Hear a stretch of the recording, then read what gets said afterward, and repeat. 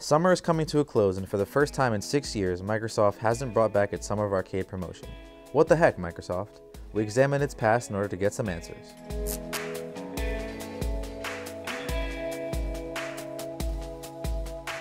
In 2008, it started with a bang. With Bionic Commando, Castle Crashers, and Geometry Wars, its lineup was a mix of retro and new.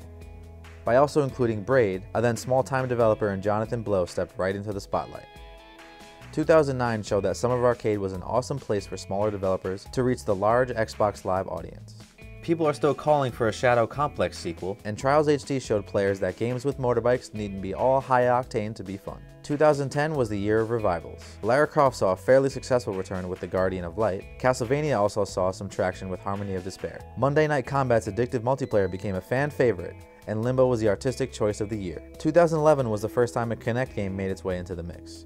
Fruit Ninja Connect was an attempt to show the audience that its new toy was worth it, with mixed results. Both Bastion and Insanely Twisted Shadow Planet received favorable receptions this year though. 2012 saw the allure start to wear off. Tony Hawk's Pro Skater HD attempted to recapture a classic franchise, but should have probably been left on the shelf. The year's positive offerings included Dust and Elysian Tale, and the more average Deadlight and Hybrid. If 2013 was truly the last year of the Summer of Arcade, it went out with a fizzle. The games were inconsistent in quality, and there were fewer of them. Flashback didn't live up to its former glory, and Teenage Mutant Ninja Turtles was awful. The standout, though, was Brothers: A Tale of Two Sons, which was one of the most critically acclaimed games of the year.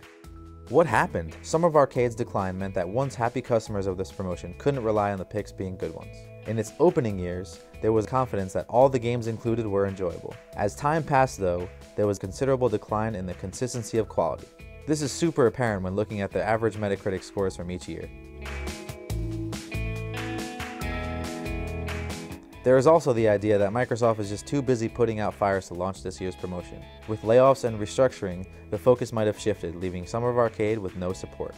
Even with its decline, Summer of Arcade was still a great way to promote some of the best indie titles of the year. We hope it can return, rebranded and refreshed. And for more features and video game coverage, head over to shacknews.com.